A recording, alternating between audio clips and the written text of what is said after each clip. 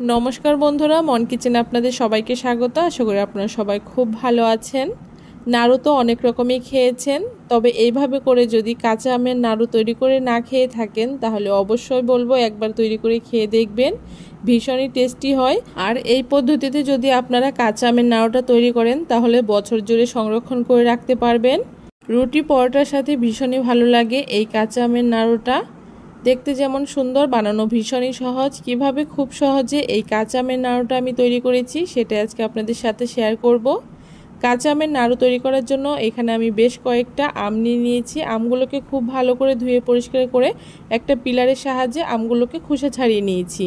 এখানে আমি 4টে আম দিয়ে এই আমের নাড়ু তৈরি করব। তার জন্য আমগুলোকে খুব ভালো করে খোসা ছাড়িয়ে একটা গ্রেটারের সাহায্যে এরকম লম্বা লম্বা করে আমি আমগুলোকে গ্রেট করে নিয়েছি। অবশ্যই আমগুলোকে একটু লম্বা লম্বা করে গ্রেট করার চেষ্টা করবেন। উপর থেকে নিচ দিকে হাত দিয়ে টানলেই দেখবেন খুব সুন্দর লম্বা লম্বা করে আমগুলো গ্রেট করা হয়ে যাচ্ছে। 4টে আমি খুব ভালো করে আমি গ্রেট করে নিয়েছি। এখন একটা ছাঁকনির মধ্যে তুলে আমগুলোকে খুব ভালো করে 2 থেকে 3 বার ধুয়ে নেব। আমগুলোকে খুব ভালো করে ধুয়ে নেওয়ার ফলে আমের মধ্যে যে টক ভাবটা সেটা অনেকটাই কমে যাবে। এতে নাড়ুটা খেতেও ভালো লাগবে আর চিনির পরিমাণটাও কম লাগবে। দেখুন আমগুলোকে খুব ভালো করে আমি 2 থেকে 3 বার জল দিয়ে ধুয়ে নিয়েছি। যতক্ষণ না আম থেকে পরিষ্কার জল বেরিয়েছে ঠিক ততক্ষণ অবধি আমগুলোকে ধুয়ে নিয়েছি। এখন আমের মধ্যে যে এক্সট্রা জলটা আছে সেটাকে খুব ভালো করে হাত দিয়ে চিপে চিপে বের করে নিচ্ছি। দেখুন আমগুলোকে খুব ভালো করে জল ঝরিয়ে নিয়েছি। এখন এখানে আমি আচারের জন্য একটা মশলা তৈরি করব। তার জন্য একটা প্যানের মধ্যে 2টো শুকনো লঙ্কা, হাফ চামচ মৌরি, হাফ চামচ গোটা জিরে, হাফ চামচ গোটা ধনিয়া আর এখানে অল্প পরিমাণে কয়েকটা মেথি দানা দিয়েছি। এখন খুব ভালো করে সমস্ত মশলাগুলোকে আমি একটু লাল লাল করে ভেজে নেব। মশলাগুলো ভাজা হয়ে গেছে, এখন মশলাগুলোকে গুঁড়ো করে নেব। মশলাগুলো গুঁড়ো করে নিয়েছি আর এইদিকে যে আমটা জল ঝরিয়ে রেখেছিলাম সেই আমটাকে একটা বাটির মধ্যে নিয়ে এখানে পরিমাণ মতো 1.25 বাটি চিনি দিয়ে দিয়েছি। এখানে মোটামুটি 200 গ্রাম মতো চিনি রয়েছে। তার সাথে রেগুলার নুন দিয়ে দিয়েছি হাফ চামচ, সাথে বিট নুন দিয়ে দিয়েছি হাফ চামচ। বিট নুন দেওয়ার কারণে এই আমের নাড়ুটা খেতে আরও বেশি টেস্টি হয়, তাই অবশ্যই চেষ্টা করবেন এখানে কিছুটা পরিমাণে বিট নুন দেওয়ার। তার সাথে যে মশলাটা তৈরি করেছিলাম সেখান থেকে 1 চামচ মতো আমি আচারের মশলাটাকে দিয়ে দিয়েছি। এখন সব কিছু খুব ভালো করে একসাথে মাখিয়ে নিয়ে এখন ঢাকা দিয়ে এই আমটাকে আমি রেখে দেব 1 ঘন্টার জন্য, যতক্ষণ না চিনিটা একদম গলে যাচ্ছে।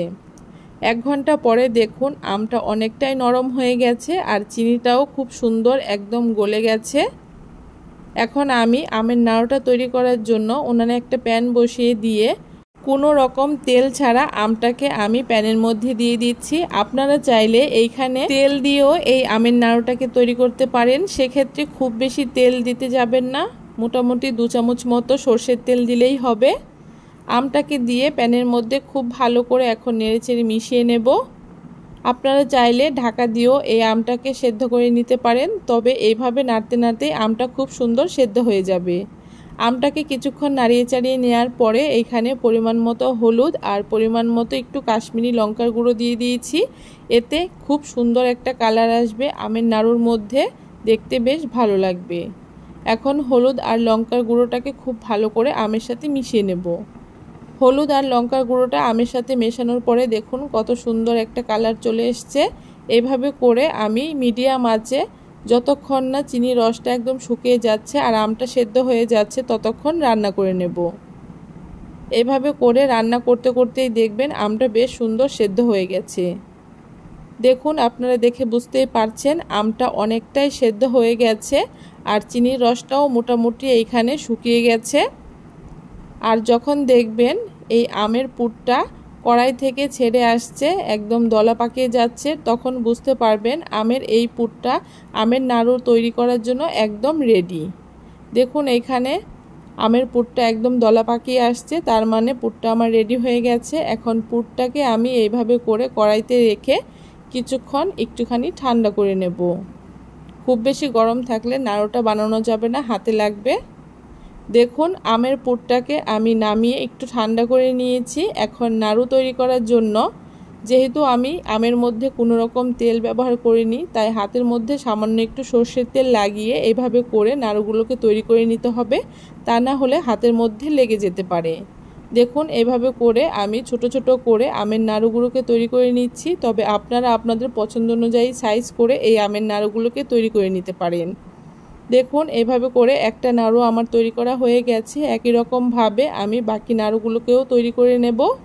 আমের নাড়ুগুলোকে যদি আপনারা বছর ভরে সংরক্ষণ করতে চান, তাহলে যখন উনান থেকে নামাবেন তার আগে সামান্য একটু ভিনিগার দিয়ে খুব ভালো করে নাড়িয়ে চাড়িয়ে নেবেন, তাহলে বেশ অনেক দিন পর্যন্ত সংরক্ষণ করে রাখতে পারবেন। দেখুন সবগুলো নাড়ু এখানে আমার তৈরি করা হয়ে গেছে। আপনারাও এভাবে করে খুব সহজে কাঁচা আম থাকতে থাকতেই একবার কাঁচা আমের নাড়ু তৈরি করে দেখবেন, ভীষণই ভালো লাগে খেতে। কেমন লাগলো আজকে খুব সহজ পদ্ধতিতে কাঁচা আমের এই নাড়ুর রেসিপি অবশ্যই কমেন্ট করে জানাতে ভুলবেন না। ভিডিওটা ভালো লাগলে অবশ্যই সবার সাথে শেয়ার করে চ্যানেলটাকে সাবস্ক্রাইব করে দেবেন।